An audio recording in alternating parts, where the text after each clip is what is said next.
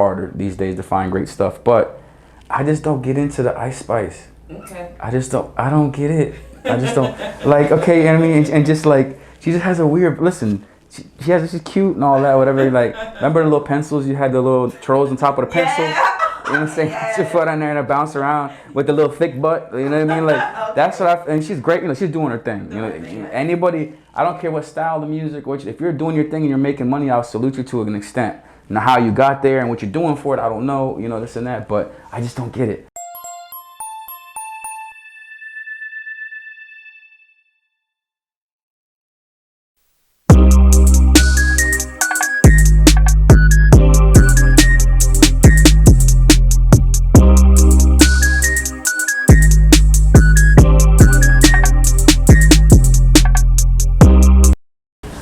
Let everyone know who you are and where you're from and what is it exactly that you do in the music industry.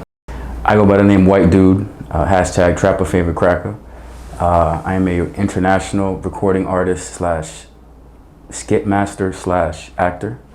And I like to think of myself as a creative and not as dumb as I look, but who knows for sure. Okay, so your artist name is White Dude. Out of all the names that you could have chosen, why did you pick that name? It's kind of a name that chose me. It was more just a byproduct of having lots of mixed friends. Whereas like my last name sounded Jewish, I kind of always spoke proper. And everywhere it went, you know, it was usually mixed dudes and, you know, people will call street guys or street dudes or whatever. And they'd always be like, who's that white dude with you? Who's that white dude with you? This and that. So it just was like, you know what, I'm gonna go with that. I was searching for a rap name and one time and I was like, you know what? I'm not gonna fight it anymore. I'm just gonna, even though, you know, I'm half Latin, you know what I mean? But my last name is Jewish sounding and anyway, I just rode with it. Was that always your artist name or did you have to go back and forth and figure out? Trivia. Yeah, so this is gonna be a trivia question one day. It's gonna be an Aflac trivia question. What was White Dude's original rap name? And I've never said it before in any show, any time. So this is the exclusive. Exclusive. And I have three songs that I did that never were released that I have that, you know, my friend David Apple of the System Life produced way back when. First rap name was Rapsmith. Rapsmith? Like a blacksmith, the Rapsmith. Like this and that. And then I would always, and some people were like, yeah, some people would look at me like, I don't get it. So I don't know, it used to be called Rapsmith. So I had a song called Slave to the Craft that I did that was just about Rapsmith. Like, so I rocked with it at first, but I think at the time I didn't know how to personify that. I didn't know how to, you know, when you're early on looking for a name, you're trying to like, you're thinking about how everybody tells you own business and market and this and that. So I'm like, how do I, you know, whatever. So then this White Dude just kind of just came into play. And a lot of people and a lot of my homies just call me Dude. They're like, hey, dude, because, you know, they know, like I said, that I'm half Latin regardless. But it's just kind of a name I adopted. But I never, and early on, I kind of was like, as an artist when I was new, I kind of would think to myself, oh, you got to maybe dress like a white dude or act like a white dude. Then it's like, you know what? I'm just going to be me. A name is a name. It's just how it got marketed, who I was. People liked it. You know what I mean? If you remembered it, it stuck with them. So I was like, all right, I'm just going to do me and to let the, you know, the name stand for itself. You also call yourself Trappa's favorite Cracka. Yeah. Why do you call yourself that? And what type of feedback do you get when someone hears that you call yourself that? Trappa favorite Cracka, Little Havana to Hollywood. That again, it just was like, it's a byproduct of my the company you keep. It just was everywhere I was at. You know, I just keep a certain circle of friends, and most of them, if not all of them, trapped.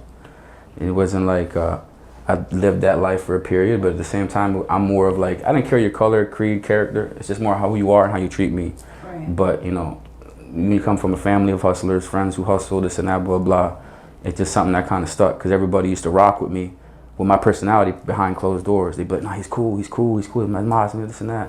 One of my homies like, nah, he's my favorite white boy, this and that, blah, blah, blah, blah. And it's just something I just came with, again, thinking of a marketing perspective. Right. And it just stuck. Everybody messed with it, and it's, you know, since that's me, trademarked. So, Okay. And you know, that's how we rock out now. Hashtag Trappa favorite Cracka. Okay. So do you think it's harder for you to make it in an industry because of your nationality? You know, it's a good question because initially that was also, if I'm being honest, that was probably part of the reason why I ran with White Dude, not Mixed Dude, or this and that, was even because although I never shied away from looking half Spanish. Some people see me, they assume, oh, are you white? Are you Spanish? Are you this? You know, you that. So it was, at first I was like, let me kind of capitalize on the idea of white privilege and this and that. And at the time when I was coming up, white rappers was like the new thing. It was like hot. It was like, oh, white rappers. Right now it's about chicks who can dance and rap about their kitty all day. But so that I kind of went with that. But then at the same time, I never wanted to shy away from who I was. So over the years, now that I've gotten used to and accepting like who I was and how to market that and realize I don't have to be a gimmick or a persona, I'm just me. That's when I was okay, you know what? I'm gonna bring in the Spanish side. A matter of fact, in late September, I'm going to the DR to do a show and record with a family friend, set something up. So that's gonna be the next international vibe. We'll be to Denmark to do a show, and I'm actually gonna rap in Spanish for the first time. Mix it up a little bit. Another exclusive. Another exclusive from Magassia, because I'm an OG Magassia promo veteran. I love it. So your latest single is Pain Changes People. Yeah. With the must-see music video behind it. Thank you. Have you experienced pain to the point where you told yourself that you had to change your situation? Great question. Great lead-in. Actually, yeah. I think pain is one of those things that no matter who you are, it don't discriminate. So you can be, you know, short, fat, skinny, tall, brown, black, blue, brown, white, whatever. Pain don't have a discrimination. Life experiences, life's hardships don't care what your color is, how much money you make, you know, where you're from, what you did, what you've seen. So I think much like music, pain is one of those things people can, you know, find, you know, company in or find, you know, mutual understanding. You know what I mean? Because everybody's been through something, everybody got a story. So that was kind of the idea of that song at the time, was like feeling where I was at with the music. I felt like some people were getting off of my bandwagon. Some people, you know, I realized who I was on, stayed on, and then trying to mix that in with my life and how I currently felt as a rapper at that time, you know, going through what I already experienced and stuff like that. So it was kind of a way to, you know, basically say, okay, yeah, I've been through some stuff, but we all been through some stuff. So let me try to, you know, put that lyrically. Okay. Do you believe pain really changed people, or does it make them bitter and wicked? Another great question. I like that. See, okay, she's guys. I said, don't. I told her, I was like, don't ask me about my favorite color. I don't want to hear, you know, when was your first, you know, who inspired you to, you know, come on. I mean, but that's I think it depends your mind state. I think it, because it definitely changes people regardless. For sure, I don't care how you feel about how tough you think you are. Even if you don't want to show it, you don't want to cry in public, you don't want to admit it.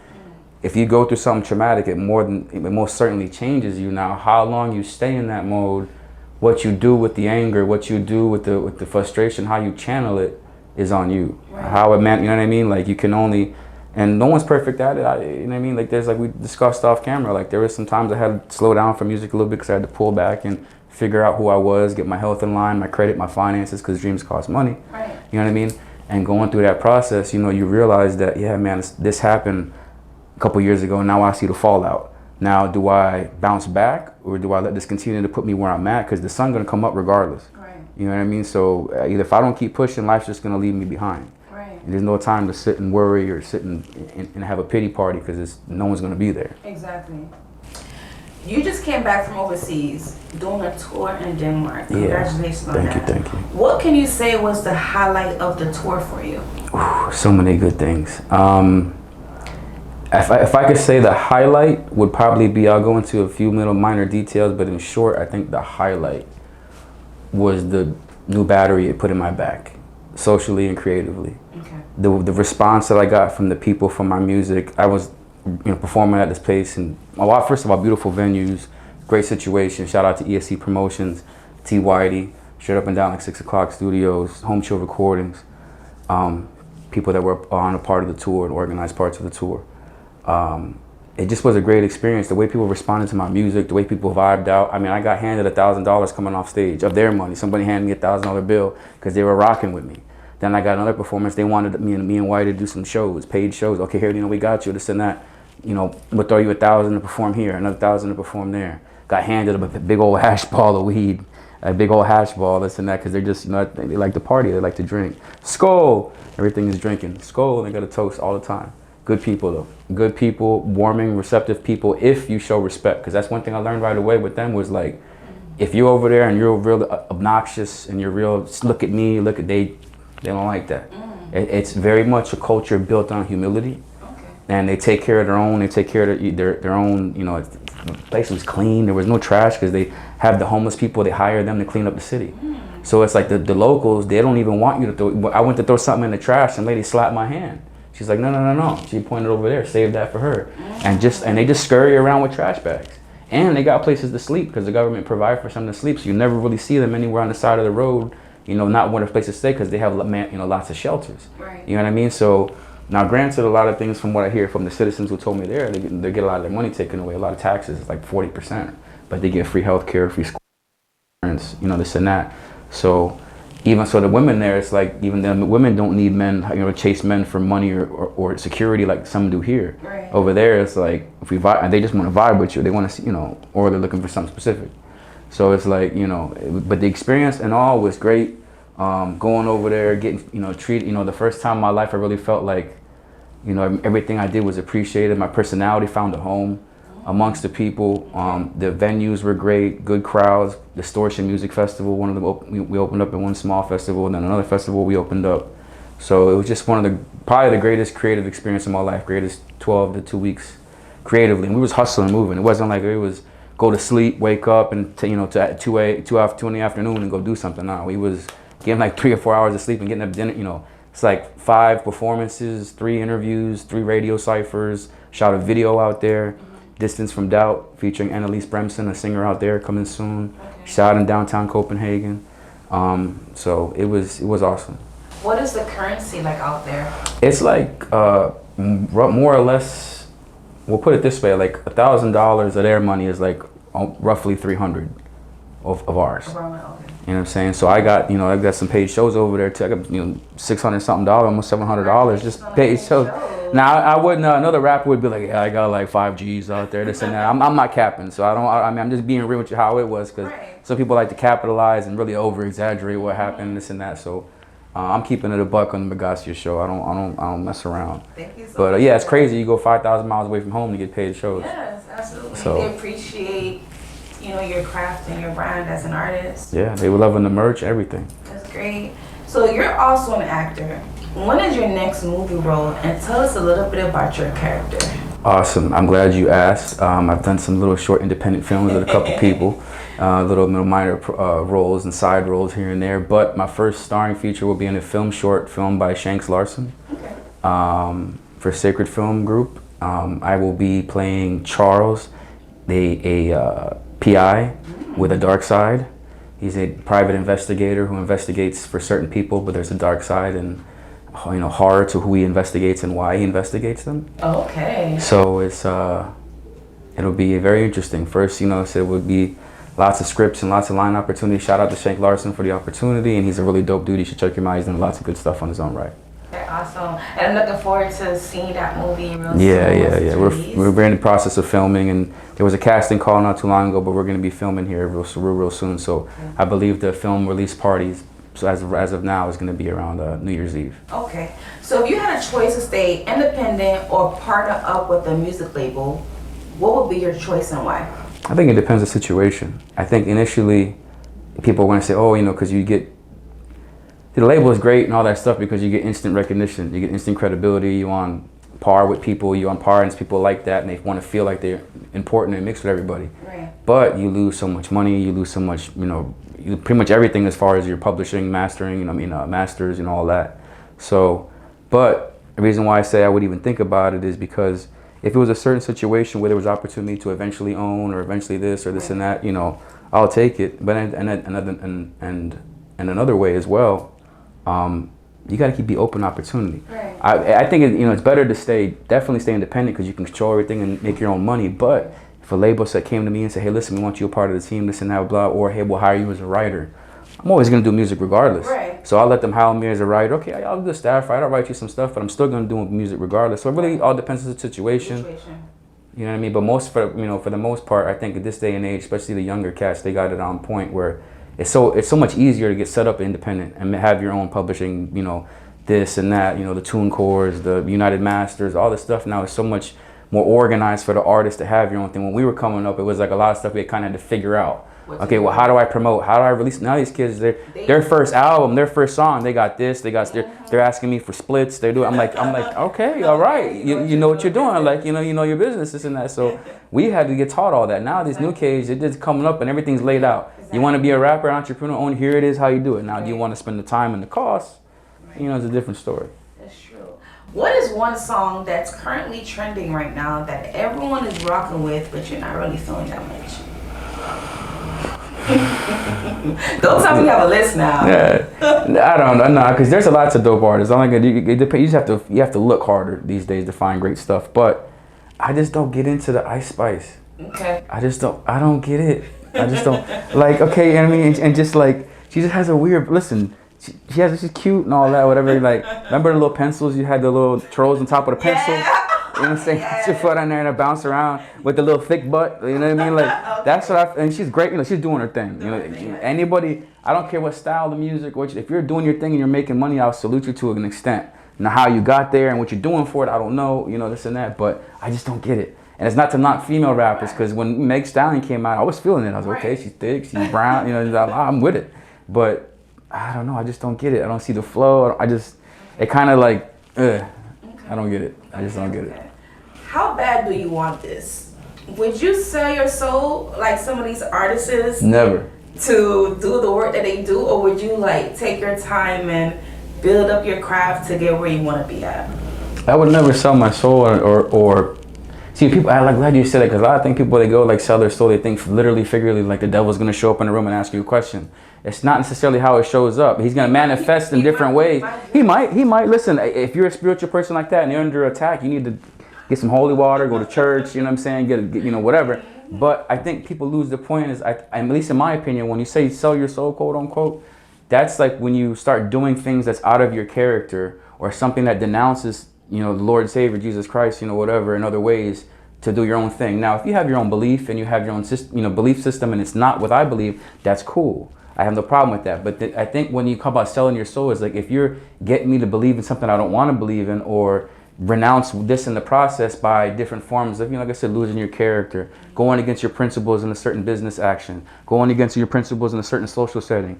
You do that over and over and over and over and over again, then you become a different person. Right. Now it's like, well, if I'm not bound by any moral code, you know what I'm saying, then eventually, little by little, I'll become a different person. I think that's the process of selling your soul, quote unquote, and some people do it a lot faster than others if they see a reward at the end.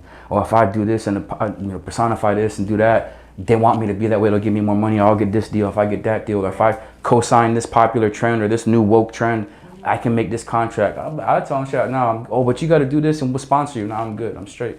Do appreciate you, do your thing, but I'm not with that. I like how you name different versions of how you could possibly say yourself. Yeah, because it's so detailed. It's like, it's not like, because even when you talk about the devil, he's a trickster. You know what I'm saying? You know how he's going to come at you. It's not going to come at you blatant and in your face, because most people, when it's blatant in your face, you're going to be like, oh yeah, no, I'm good. Right. You know what I'm saying? But when it manifests in different corrupt or manipulative people for certain sketchy opportunities that you take over and over and over again, that's when you start losing bits and pieces of who you are. Right. And it's like my mother always said, be in the world, not of the world. Of the world. You know what I mean? That should be the next single that you. I got some stuff cooking. World of Sin Part 2 coming up. Okay, since we're celebrating the 50th anniversary of hip hop, what is your top 5 artists of all time and why? Pac is always number 1 for me. I'll start there. Most influential rapper in my opinion, hands down. You can say people had different bars or made more money or this and that. I agree with you there. I just think his influence was just far-reaching with the broad style he had and topics. I'd say second would be Nas, more or less for the same purposes, but also for, like we talked about, as far as you said, not selling your soul. He was a person who never really did business with certain people, never got in with certain crowds or certain beefs if it didn't suit his business, this and that. Third, I'd probably say DMX. DMX was a real big influence on me when I was younger, just because I grew up kind of isolated and only child and went through a lot of experiences, and where, let's just say, I had to kind of raise myself in certain aspects, in my youth. And that was, DMX was always one of those kind of rappers where I kind of like give you strength to stand alone type. He was always vulnerable with what he said and what he did, and and was real about it and honest about it. So I can always respect that. Because most rappers that I respect before I get into 4 and 5 is like to make my list, you got to be a person who makes yourself vulnerable and is authentic. I don't care what you're talking about, what you're saying, you know what I mean? But if you don't make yourself vulnerable and authentic, then to me it's like you're not being a true, and then regardless of what the bars say, you're not being real to what the culture is. 4, probably 3 stacks. Andre, 3K. People are gonna attack and say, well, he ain't done that much, he ain't released that much music, this and that. That's crazy, because he, you know, he's got some of the best verses, you know, you'll ever hear. Right. With message and meaning and this and that. And he stays himself how he is, how he wants to be, doesn't change for nobody, doesn't, right. You know what I mean? Just genuinely himself and succeeds at it. You gotta salute that. Right. I guess I want to throw in somebody from the new school, because then everybody's gonna think I'm an old head, and then I'm just like hating on the young crowd, this and that. Even though he's not that old, because J. Cole is damn near my age. But J. Cole for what he stands for and what he brings to the table, the music, how he does it. You know, I think it's like how you can say, hey, you give LeBron James credit because, you know, he's been in the public eye his whole life and he's done it right. J. Cole is another person who's done it right. You never seen a major scandals, trouble, this and that. Stay in the spotlight. Has a far-reaching effect on people, you know what I mean? Seems to be a genuine, positive dude, you know what I'm saying? So it's like, you gotta salute that. Okay. And one last question, what is something that your fans don't know about you that you're shocked to know about?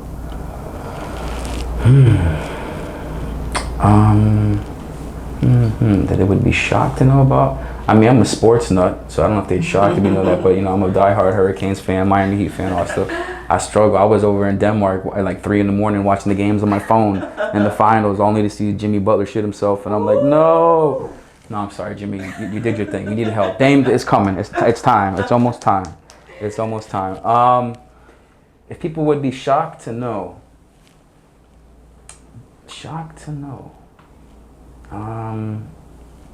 Maybe I'm a decent cook. I could cook now. I like to eat. I've been in the gym a little bit, getting a little better, but I like to cook at home. I'm a pretty traditional dude.